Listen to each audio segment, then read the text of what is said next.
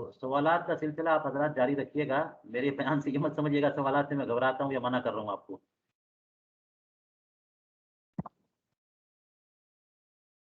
बिस्मिल्लाहिर्रहमानिर्रहीम। अल अशबाह वन नज़ाइर के तीसरे कायदे के तहत एक और ज़ैली कायदा, अल अस्लु फिल अब्वा अत-तहरीम। अब्वा में असल तहरीम है। अब्वा जमा बुदआ की है। बुदआ से मुराद फुरूज। और यहाँ देखिए बसीग़े जज़्म फरमाया। इससे पहले वाला जो कायदा था वहाँ बसीग़े जज़्म नहीं फरमाया था। उसमें इख्तिलाफ़ात थे। असल अशिया में इबाहत है, तहरीम है, तवक़्क़ुफ़ है, क्या है? लेकिन यहाँ तो फरमाया कि बुदआ में असल तहरीम है, यानी फुरूज असल में हराम है। और मैंने आपको बताया इससे पहले कि 5 चीज़ों में असल तहरीम है हनफिया के नज़दीक। उन्हीं में से ये बता रहे हैं कि अब्वा यानी फुरूज असल में हराम है। तो मिसाल के तौर पर जो है कोई भी मर्द किसी भी खातून से निकाह करे, 2 गवाह मौजूद हों और वो मुहर्रमात में ना हो, ना रिदाअत का ताल्लुक हो, ना मुसाहरत का ताल्लुक हो, ना नसबी ताल्लुक हो, कोई ऐसा ताल्लुक ना हो, तो वो खातून हलाल है। लेकिन अभी भी उसके यहाँ उसका बुदआ हराम ही रहेगा जब तक कि 2 गवाहों की मौजूदगी में ईजाब व कबूल सही तौर पर न हो जाए। जो प्रोसीजर पूरा है उस प्रोसीजर को फॉलो करें तब जा करके फ़र्ज हलाल होती है, वरना फ़र्ज हराम है। इसी वजह से यानी असलन हराम है। लिहाजा अगर दोनों में लड़के और लड़की में दोनों में रजामंदी हो जाए कि चलो हम दोनों मिल लेते हैं कहीं होटल में, तो क्या उनका आपस में मिलना ये ज़िना नहीं है? आप कोई कह सकता है कि वो तो राज़ी हैं, फिर क्या मसला है? नहीं, अपनी रज़ा से भी कोई जो है ना अपने फ़र्ज को किसी को सुपुर्द नहीं कर सकती, ना कोई किसी के अब्दा को इस्तेमाल कर सकता है। इसमें रज़ामंदी नहीं है, न बाप की, न बेटी की, न बेटे की, किसी की नहीं चलेगी। शरीयत ने जो तरीक़ा बताया है और वो तरीक़ा क्या है? 2 शरई गवाहों की मौजूदगी में या एक मर्द और 2 औरतों की गवाही में सही तौर पर ईजाब और कबूल हो जाए और वो दोनों का ताल्लुक किसी तरह से एक दूसरे की हुर्मत का ताल्लुक ना हो, हाँ नसब वाला या रिवात वाला या सिहर वाला, कोई ऐसा मामला ना हो, तब जा करके फर्ज हलाल होती है। इसके अलावा कोई सूरत नहीं है कि फर्ज हलाल हो, असलन फर्ज हराम है। फरमाते वलीदा क़ाल फ़ी कश्फ़िल असरार शरह फ़ख्रुल इस्लाम। इसीलिए अल्लामा फ़ख्रुल इस्लाम बस्तमी रहमहुल्लाह की जो शरह है, जो किताब है उसूल बस्तमी जिसको कहते हैं, कभी फ़ख्रुल इस्लाम कह दिया, जैसे आप बज़ावी शरीफ कह देते हैं, बुखारी शरीफ कह देते हैं, मुसन्निफ़ के नाम से किताब का नाम हो जाता है।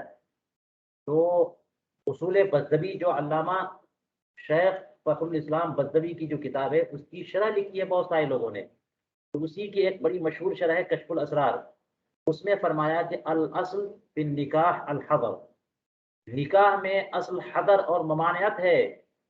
वो उबीह लिज़रूरती, और इसको ज़रूरत के लिए हलाल किया गया। और निकाह से मुराद अगर वती है तो इसका मतलब ये कि वती असलन हराम है। वती जो है यानी मर्द और औरत का है ना शर्मगाहों का जो ताल्लुक है, ये ताल्लुक असल में क्या है? ये असलन हराम है।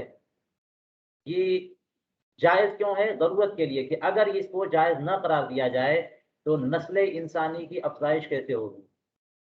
इंसान के अंदर जो है ना वो ख़्वाहिशात भी पैदा हो जाती हैं और तरह-तरह के हार्मोन्स होते हैं।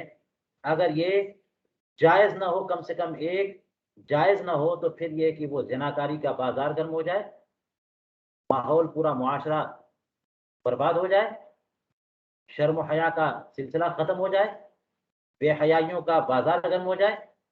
तो इसलिए सबसे ज़्यादा जो अहम ज़रूरत है वो है नस्ल इंसानी की अफ़ज़ाइश। इसकी वजह से अल्लाह ताला ने जो है वो निकाह को जायज़ करार दिया, वरना असलन ममनू है। ये उसमें लिखा है। फ़इज़ा तक़ाबल फ़िल मरअति हिल्लुन व हुर्मतुन ग़लबतिल हुर्मत। अच्छा, जब ये बोलते हैं कि असल हुर्मत है, जब ये बोलते हैं कि असल हुर्मत है तो हुज्जत से, बय्यिना से, दलील से उसका वजूद साबित करना पड़ेगा, उसकी इबाहत। اور جہاں پر اباحت مشکوک ہو جائے تو چیز اپنے اصل کی طرف لوٹتی ہے، اس لیے آٹومیٹیکلی وہ کیا چیز ہو جائے گی؟ حرام ہو جائے گی۔ لہذا حلت و حرمت دونوں جہتیں جہاں پر ٹکرا جائیں اور کوئی فیصلہ کن پوزیشن نہ مل سکے تو پھر کیا حکم اپنے اصل کی طرف لوٹے گا، تو وہ عورت حرام ہو جائے گی۔ فرماتے فَإِذَا تَقَابَلَ فِي الْمَرْأَةِ حِلٌّ وَحُرْمَةٌ غَلَبَتِ الْحُرْمَةُ، تو جب عورت میں حلت و حرمت متضاد اور متقابل ہو جائے، حلت کی بھی ایک وجہ ہے، حرمت کی بھی ایک وجہ ہے، تو غلبت الحرمت، حرمت غالب ہو جائے گی۔ وَلِهَذَا لَا يَجُوزُ التَّحَرِّي فِي الْفُرُوجِ، یہی وجہ ہے کہ فروج میں تحری جائز نہیں ہے۔ فروج میں تو کنفرم ہونا چاہیے، تحری تو وہاں جائز ہو جہاں پر یہ بھی چلے گا وہ بھی چلے گا۔ قبلہ استقبال قبلہ میں جو ہے نا وہ آپ تحری کرتے ہیں جنگل میں جب ہوتے ہیں تو، کیونکہ اگر جو ہے وہ صحیح طور پر قبلہ سمت قبلہ معلوم نہ ہو سکی تو جو جہت قدرت ہے وہاں تو نماز پڑھ سکتے ہیں۔ تو جہاں ضرورت کی وجہ سے جو ہے نا وہ چیز جائز ہو جائے وہاں پر تحری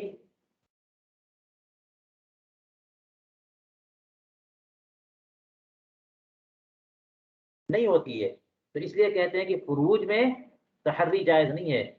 فرماتے وفی کافی الحاکم الشہید من باب تحری، امام صدر شہید کی جو کتاب ہے کافی تھی، اس کی اس کے باب تحری میں یہ مسئلہ لکھا ہوا ہے۔ فرماتے ہیں ولو ان رجلا لہو اربع جواری، دیکھیے گا اصل میں کہنا چاہ رہے ہیں کہ فروج میں اصل حرمت ہے۔ فرما رہے ہیں کہ اگر کسی بندے کے پاس 4 باندیاں ہوں، یہ کافی کا جزیہ دیکھیے گا، ایک بندہ ہے جس کے پاس کتنی باندیاں ہیں؟ 4، اعتق واحدۃ منہن بعینھا، ان میں سے ایک متعینہ باندی کو اس نے آزاد کر دیا۔ 4 باندیاں ہیں، ان میں سے ایک متعینہ خاص باندی کو اس نے آزاد کر دیا، ثم نسیھا، پھر بھول گیا، لیجیے مسئلہ بڑا ہو گیا۔ 4 باندیاں ہیں، ایک کو آزاد کیا اور بھول گیا، فلم یدری ایتہن اعتق، اسے نہیں پتا کہ ان میں سے کس کو آزاد کیا تھا۔ تو اب دیکھیے جس کو آزاد کر دیا ہے اس سے وصی کر سکتا ہے؟ ہرگز نہیں۔ اور جو ابھی بھی اس کی ملکیت میں کر سکتا ہے وصی؟ تو 4 تھیں، اب 3 اس کی رہی ہیں اور ایک آزاد، تو چاروں میں سے کون سی 3 کا انتخاب کریں وصی کے لیے؟ تو فرمایا امام حاکم صدر شہید نے فرمایا لم یسعہ ان یتحری للوطء ولا للبیع، اس کے لیے گنجائش نہیں ہے کہ وہ ان 4 میں سے تحری کر کے طے کرے کہ کون ہے وطی کے لیے، نہ ہی تحری کرنا جائز ہے بیع کے لیے، کیونکہ ایک تو یقینی طور پر معتقہ ہے اور 3 یقینی طور پر جواری ہیں، لیکن کون معتقہ ہے کون معتقہ نہیں ہے یہ پتہ نہیں ہے۔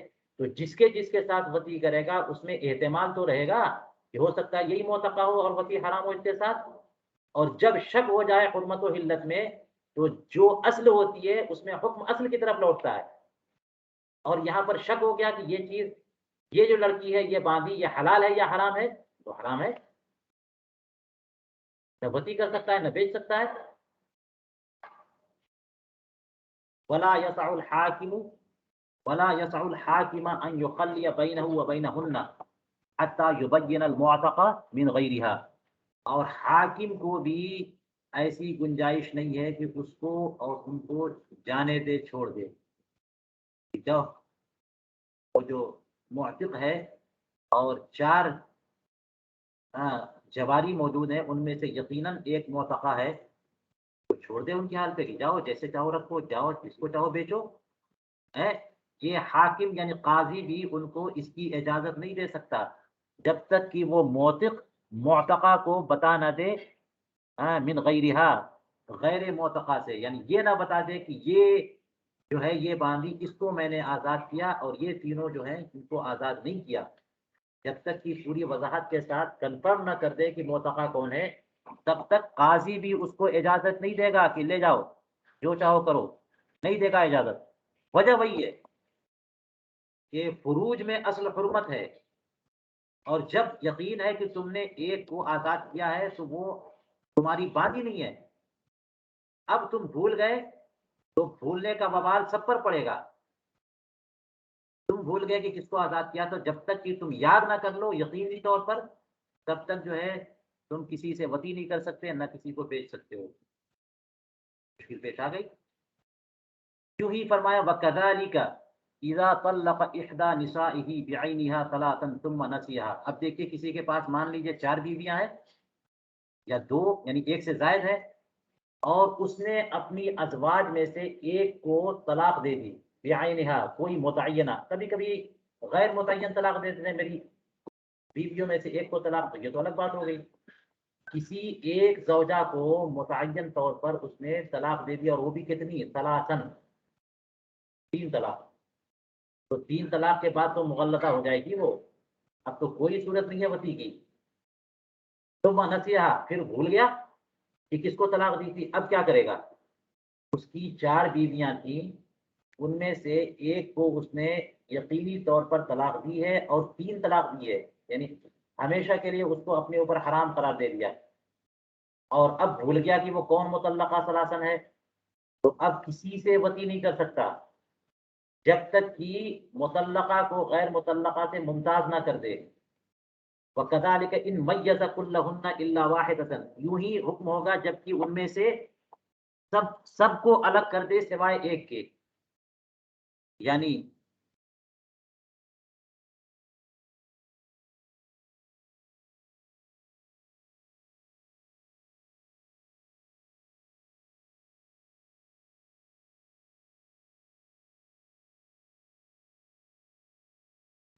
اگر 4 ازواج تھیں، ان میں سے یہ کہ اس کو میں نے طلاق نہیں دی، پھر ایک کو اس کو میں نے طلاق نہیں دی، پھر ایک کو کہا اس کو میں نے طلاق نہیں دی، اور پھر چوتھی کو کہہ رہا ہو سکتا ہے اس کو دیا ہو، کنفرم نہیں ہے۔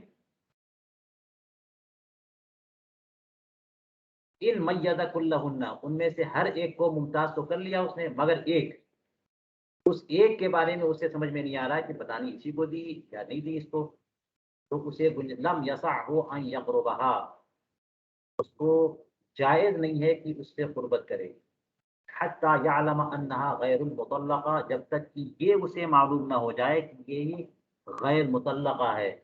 وہ تو کنفیوز ہے، اسے شک ہے کہ ہو سکتا ہے اسی کو میں نے طلاق دی ہو، تو کیسے اس سے وطی کر سکتا ہے؟ جب تک کہ اسے یقینی طور پر معلوم نہ ہو جائے کہ یہ غیر مطلقہ ہے، اس سے وہ نہیں مل سکتا۔ یہ جو جزیات چل رہے ہیں یہ سب اسی کی فرع ہے کہ اصل ابضاع میں تحریم ہے۔ وَكَذَلِكَ يَمْنَعُهُ الْقَاضِي عَنْهَا حَتَّى يُخْبِرَ أَنَّهَا غَيْرُ الْمُطَلَّقَةِ، یہ خود بھی اس سے قربت نہیں کر سکتا، حاکم بھی اسے چھوڑ نہیں سکتا، قاضی بھی اسے منع کرے گا، یوں ہی قاضی بھی اس مرد کو اس عورت سے ملنے سے منع کرے گا جب تک کہ وہ مرد یہ نہ بتا دے کہ یہ یقینی طور پر غیر مطلقہ ہے۔ اس کا مطلب یہ ہوا کہ اسے بھی اجازت نہیں ہے، اور اتھارٹیز جو ہیں ان کو بھی اجازت نہیں ہوگی کہ اس کو اجازت دیں۔ فَإِذَا أَخْبَرَ بِذَلِكَ اسْتَحْلَفَهُ الْبَتَّةَ، جب وہ اس بات کی خبر دے کہ نہیں یہ والی جو زوجہ ہے یہ مطلقہ نہیں ہے، تو قاضی کو حق ہے کہ قاضی اس سے حلف لے، کیونکہ ایسے موقع پہ تو بندہ جھوٹ بھی بول دیتا ہے کہ اس کی بیوی جو ہے اس کے ملکیت سے نکل رہی ہے، تو وہ اب آئیں بائیں شائیں کرنے لگ گیا، تو اب اطمینان نہیں ہوگا تو اسے حلف لے۔ تو فرمایا کہ فَإِذَا أَخْبَرَ بِذَلِكَ، جب یہ خبر دے گا کہ یہ میری زوجہ مطلقہ نہیں ہے، اسْتَحْلَفَهُ الْبَتَّةَ أَنَّهُ مَا طَلَّقَ هَذِهِ بِعَيْنِهَا ثَلَاثًا، اس سے وہ قسم لے گا یقینی طور پر کہ اس نے خاص اس عورت کو طلاق 3 بار نہیں دی ہے۔ جب وہ حلف لے لے تو مخلہ بینہما، پھر ان دونوں کو جانے دے، جاؤ میاں بیوی کی طرح رہو۔ فَإِن كَانَ حَلَفَ وَهُوَ جَاهِلٌ بِهَا فَلَا يَنبَغِي لَهُ أَن يَقْرُبَهَا۔ اچھا دیکھیے کبھی کبھی جھوٹی قسم کھا لی، فرماتے ہیں کہ اگر اس نے یوں قسم اٹھا لی اور وہ اسے اس عورت کے بارے میں کچھ پتہ نہیں ہے، جاہل ہے اس سے، تو کیا اس حلف سے اس کا ملنا اپنی اس عورت سے جائز ہو جائے گا؟ ہرگز نہیں۔ فَلَا يَنبَغِي لَهُ أَن يَقْرُبَهَا، اس کا اس مرد کا اس عورت سے قربت کرنا یہ درست نہیں ہے، اسے نہیں چاہیے۔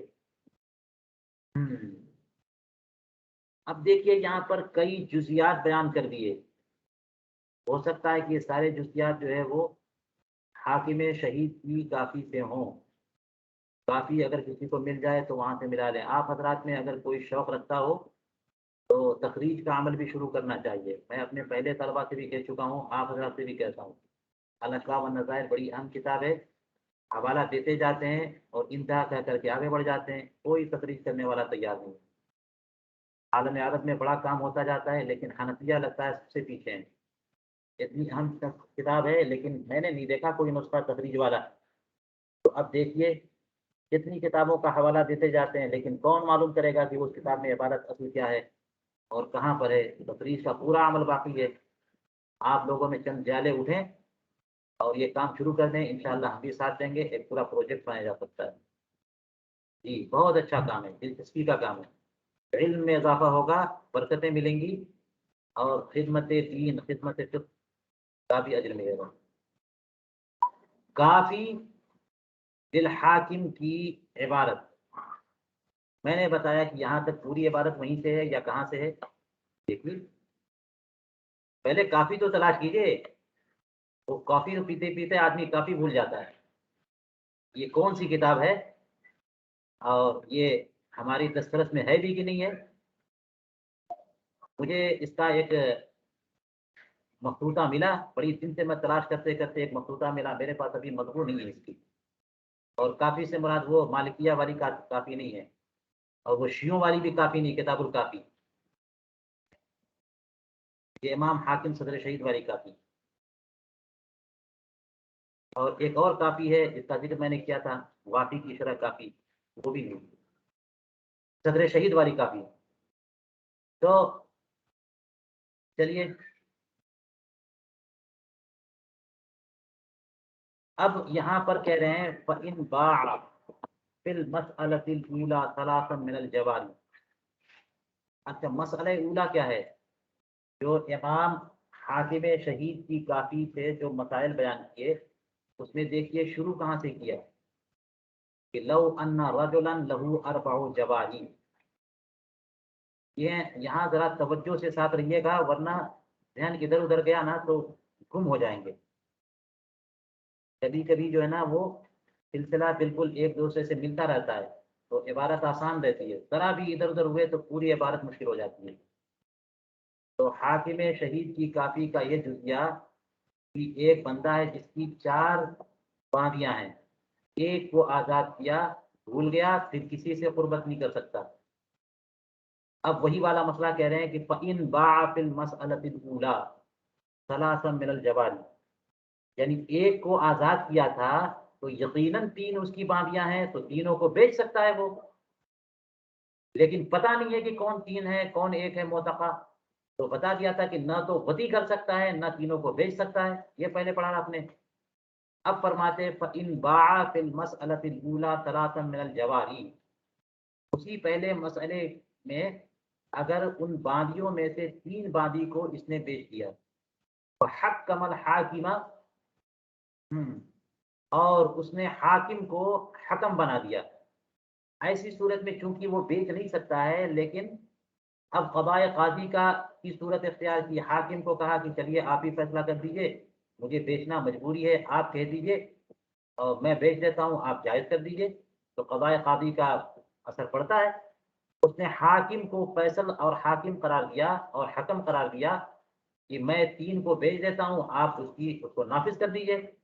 وَإِنْ أَجَازَ بَيْعَهُنَّ، اگر حاکم نے ان تینوں کی بیع کو نافذ کر دیا، جائز کر دیا، وَكَانَ ذَلِكَ مِنْ رَأْيِهِ، اور اس حاکم یعنی قاضی کی رائے کے مطابق یہ ہوا کہ ایسی صورت میں ان 3 کا بیچنا اس کے نزدیک جائز تھا، حالانکہ آپ نے پہلے مسئلہ پڑھ لیا کہ اس کے لیے باقی تینوں کو نہ بیچنا جائز ہے نہ تینوں سے وطی کرنا جائز ہے، لیکن اس بندے نے باقی 3 کو بیچ دیا، حاکم کو حکم بنایا، کہا کہ آپ نافذ کر دیجئے، اس نے نافذ کر دیا اور وہ حاکم سمجھتا تھا کہ یہ میرے حساب سے صحیح ہے۔ وَجَعَلَ الْبَاقِيَةَ هِيَ الْمُعْتَقَةَ، اور اس نے جو ایک باندی باقی رہ گئی اس کو معتقہ قرار دے دیا، باقی 3 کو بیچ دیا۔ اب کیا ہوگا؟ ثُمَّ رَجَعَ إِلَيْهِ بَعْضُ مَا بَاعَ بِشِرَاءٍ أَوْ هِبَةٍ أَوْ مِيرَاثٍ، لم ينبغي له ان يطأها. اچھا 3 کو تو اس نے بیچ دیا اور قاضی نے اس کی بے کو ان کی بے کو بھی نافذ کر دیا. وہ تینوں چلی گئی کسی تیسرے بندے کے پاس، اور اس تیسرے بندے نے جو نیا مشتری ہے اس نے کیا کیا، اس کو پھر ضرورت پیش آئی بیچنے کی، تو اس نے اب مارکیٹ میں ان بہنوں کو لگا دیا، ان باندیوں کو، اور یہ جو پہلا موثق تھا یہ جا کر کے مارکیٹ سے ان کو خرید لایا. تو وہی پرانی باندی اب پھر اس کے پاس پہنچ گئی. اس کے پاس واپس آنے کی چند صورتیں ہو سکتی ہیں، یا تو خرید کر کے لے لیا اس نے، یا اس نے گفٹ میں دے دیا، یا پھر یہ کہ جس نے خریدا تھا وہ اس کا باپ تھا اور باپ کا انتقال ہو گیا تو میرا وراثت میں یہ باندیاں واپس اس کے پاس آ گئیں. اور بھی طریقے ہو سکتے ہیں. فرماتے ہیں ثم رجع الیہ، وہ پھر باندیاں اسی بندے کے پاس واپس آ گئیں. بعض ما بعض ان میں سے جس کو بیچا انہوں نے، ان میں سے بعض اس کے پاس آ گئیں یا تو خریدنے کے ذریعے یا ہبا کے ذریعے یا میراث کے ذریعے. تو کیا اب فریش ملکیت ہو گئی؟ سوال یہ ہے کہ کیا اب فریش ملکیت ہو گئی؟ پہلے جو کنفیوژن تھی کہ وہ وتی نہیں کر سکتا، اس حال میں بیچ دیا، بیچ کر کے جو ہے نا وہ جو پورا پروسیجر ہوا، تو کیا اس کی وجہ سے وہ حرمت ختم ہو گئی؟ فرماتے ہیں لم ينبغي له ان يطأها. بھائی یہ فروج کا مسئلہ ہے، اسے کھیل نہ سمجھا جائے. اب بھی جو ہے نا اس کے لیے جائز نہیں ہوگا کہ وہ اس سے وتی کرے اب بھی، کیونکہ شک تو پہلے ہی سے ہے. جب شک پہلے ہی سے ہے تو پھر وہ شک جو ہے کیسے ختم ہو جائے گا؟ لم ينبغي له ان يطأها، اسے اس سے وتی نہیں کرنی چاہیے. لأن القاضی قضا فیہ بغیر علم، اس لیے کہ جس حاکم کو حکم بنایا تھا، قاضی کو قاضی بنایا تھا، اس نے جو فیصلہ نافذ کیا ہے وہ جہالت کے ساتھ کیا، بغیر علم. اور قاضی جو ہے مرجو فیصلہ کرے تو نافذ نہیں ہوتا، جہالت کے ساتھ فیصلہ کرے گا تو کیسے نافذ ہو جائے گا؟ فلا ينبغي له ان يطأ شيئا منهن بالملك، تو اس لیے نہیں چاہیے کہ ان میں سے کسی کے ساتھ ملکیت کی بنیاد پر وتی کرے. الا ان يتزوجها، مگر ایک صورت ہے کہ اب جو ہے نا وہ اس سے نکاح کر لے، ملکیت ہو گئی، نکاح کر لے، اور نکاح کر کے الا ان يتزوجها فحينئذ لا بأس، اب جو ہے وتی میں کوئی حرج نہیں ہے. لأنها زوجته او امته، اس لیے کہ یا تو وہ اس کی زوجہ ہے یا پھر اس کی باندی ہے، دونوں صورتوں سے ملنا حلال ہے.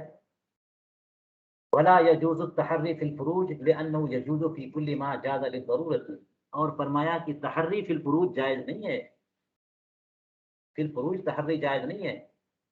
مثال کے طور پر کبھی ایسا ہوتا ہے کہ دو بہنوں کی شادی ایک ساتھ ہو گئی اور دلہنیں بدل گئی، یا جو ہے پتہ نہیں ہے کہ اب زید کی دلہن اس کے یہاں پہنچی اور اسے یقین نہیں ہے کہ یہ ہماری دلہن ہے یا ہمارے بھائی کی دلہن ہے، تو اب کیا تحری کرنے کی اجازت دی جائے گی؟ تحری کر لو، جدھر دل جمے اسے اختیار کر لو، ہرگز نہیں.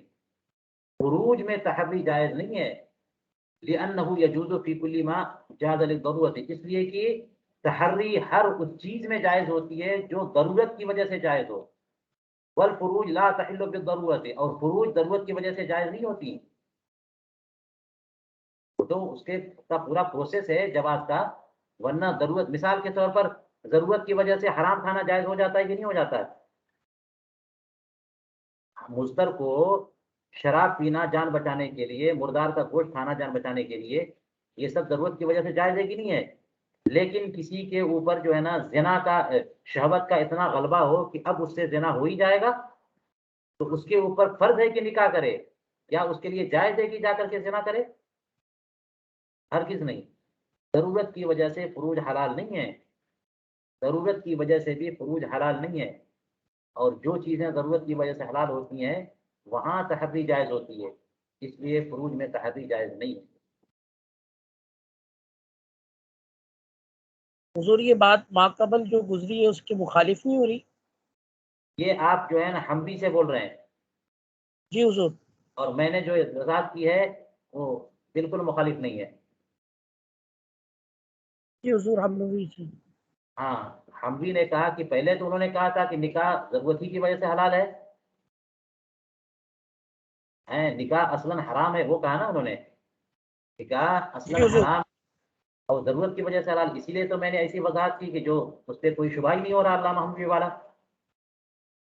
دونوں الگ الگ باتیں ہیں. دیکھیے فروج جو ہے وہ ضرورت کی وجہ سے حلال ہوگی، وہ بات بھی صحیح ہے. اور فروج یہاں پہ کہہ رہے ہیں ضرورت کی وجہ سے حلال نہیں، یہ بات بھی صحیح ہے. کیونکہ وہاں کہنے کا مطلب یہ ہے کہ فروج اصلاً حرام ہیں، اور چونکہ افزائش نسل کی ضرورت ہے اس لیے آپ اس کا پروسیجر فالو کریے اور نکاح کریے تو فروج آپ کے لیے حلال ہے. بات سمجھ میں آئی؟ جی حضور. اور کا پروسیجر آپ نے فالو نہیں کیا تو پھر کیسے وہ خاتون آپ کے لیے حلال ہو جائیں گی؟ فروج تو اصلاً حرام ہے، اور ضرورت افزائش نسل ہے یا ضرورت قضاء شہوت بطریق الحلال، یہ سب ضرورتیں جس وجہ سے آپ جو ہے نکاح کریں گے تو حلال ہوگی، ورنہ نکاح سے بھی حلال نہیں ہوتی.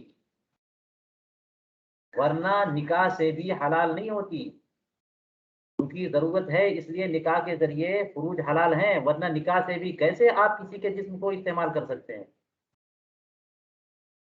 کیسے کسی کی چیز، اور وہ بھی جو موضع خطر ہے، کیسے کوئی کسی کو اپنی مرضی سے جیسے چاہے استعمال کر سکتا ہے؟ کیسے کسی کو اپنے اپنے قضاء شہوت کے لیے یا اپنی مرضی کے لیے کوئی استعمال کر سکتا ہے؟ بات سمجھ میں آ رہی ہے؟ آپ جس کو چاہیں گے جیسے چاہیں گے اپنی مرضی سے استعمال کریں گے، یہ کیسے ہو سکتا ہے؟ یہ اصلاً تو حرام ہے، لیکن قضاء شہوت کی ضرورت ہے، افزائش نسل انسانی کی ضرورت ہے، اس وجہ سے آپ پروسیجر فالو کریے، فروج آپ کے لیے حلال ہوگی. یہ مطلب ہے اس جملے کا. اور یہاں جو فرمایا کہ فروج ضرورت کی وجہ سے بھی حلال نہیں ہے، اس کو میں نے ایکسپلین کر دیا ہے کہ ایمرجنسی کی سچویشن ہو جائے تو کیا فرق استعمال کر سکتا ہے کوئی؟ جی حضور. ارے السلام علیکم حضور. کسی کو شدید ضرورت ہے قضاء حاجت قضاء شہوت کی، کیا اس کو حلال ہے کہ وہ پیسہ دے اور کوٹھے پہ چلا جائے؟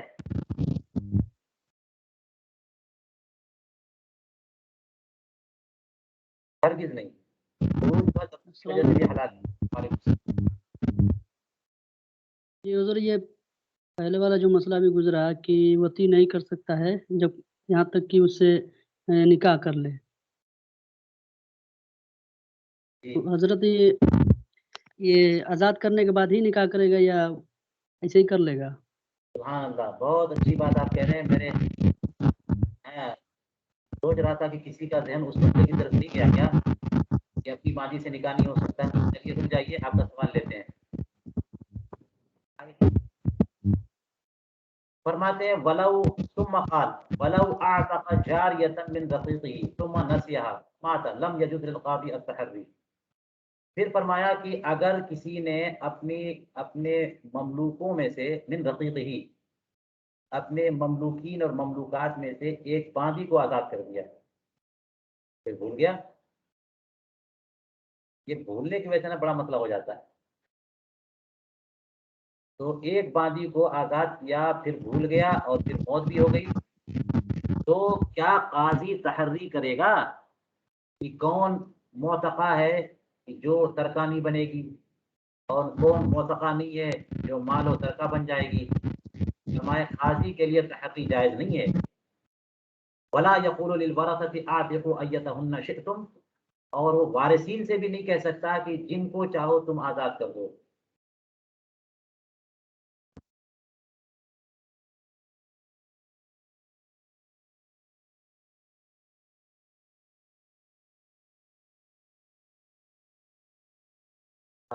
آتقو سے مراد یہاں پر آزاد سمجھو، آزاد قرار دو، آزاد کرنا نہیں.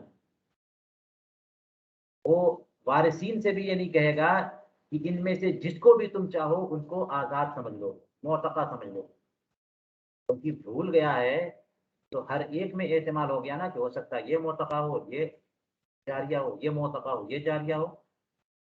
تو جب جاریہ ہونے کا بھی احتمال ہے، معتقہ ہونے کا بھی احتمال ہے، تو قاضی تحری کیسے کر سکتا ہے؟ یا وارثین کو ایسی اتھارٹی کیسے دے سکتا ہے کہ جس کو بھی چاہو معتقہ مان لو، جس کو چاہو جاریہ مان لو؟ یا پھر یہ کہہ سکے وہ کہ آتقو التی اکبر غنکم انہا حرہ، کہ اس کو معتقہ مان لو کہ جن کے بارے میں تمہارا غالب گمان ہے کہ وہ حرہ ہے. آپ لوگوں نے علم الصیغہ میں صرف کی کسی کتاب میں باب افعال کی خاصیتیں پڑھی ہوں گی. جی حضور پڑھیے.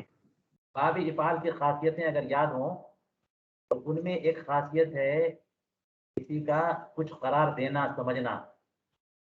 جی یہ عاتقو جو ہے نا یہ متعدی نہیں ہے، جی حضور تادیہ. تعدیہ نہیں ہے یہ، جی بلکہ یہ جو ہے نا اس کا لفظ یاد نہیں آ رہا، اس مطلب اس کو جیسا افسقت ہو، جیسے میں نے اسے فاسق سمجھا. یہ عاتقو کا معنی جو ہے وہ کیا ہے؟ اعتاق یعنی آزاد کرنا نہیں، آزاد سمجھنا. چلیے ملا لیجیے گا باب افعال کی خاصیتوں میں سے. جی حضور. ہاں فرمایا کہ عاتقو ایتہن شئتم، ان میں سے جس کو چاہو آزاد مان لو، یا جس کے بارے میں تمہارا غالب گمان ہو کہ وہ حرہ ہے اسی کو آزاد مان لو.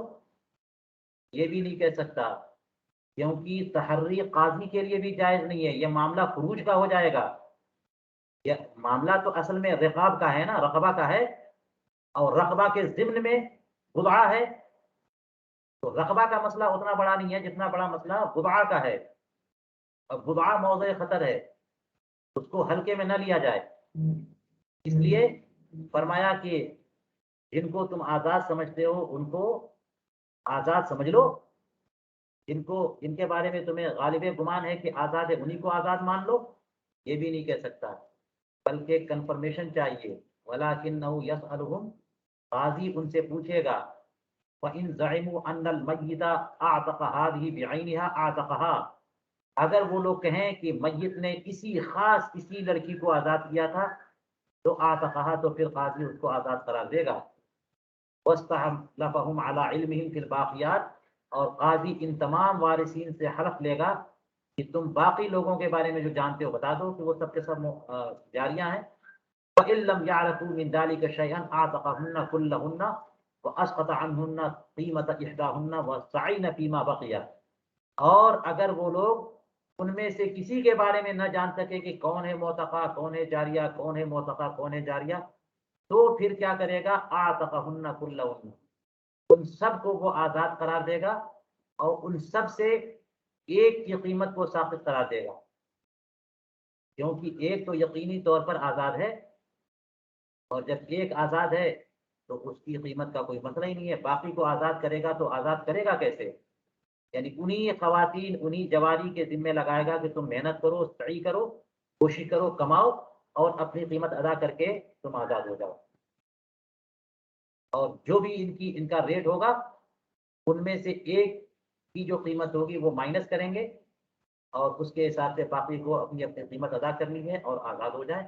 وہ سعین فیما بقیہ، جو باقی قیمت رہ گئی اس میں رعایت کریں، محنت کریں، کام کریں اور پیسہ ادا کریں وارثین کو، اور پھر آزاد ہو جائیں. یہ مسئلے کا حل ہے. چلیے یہیں پر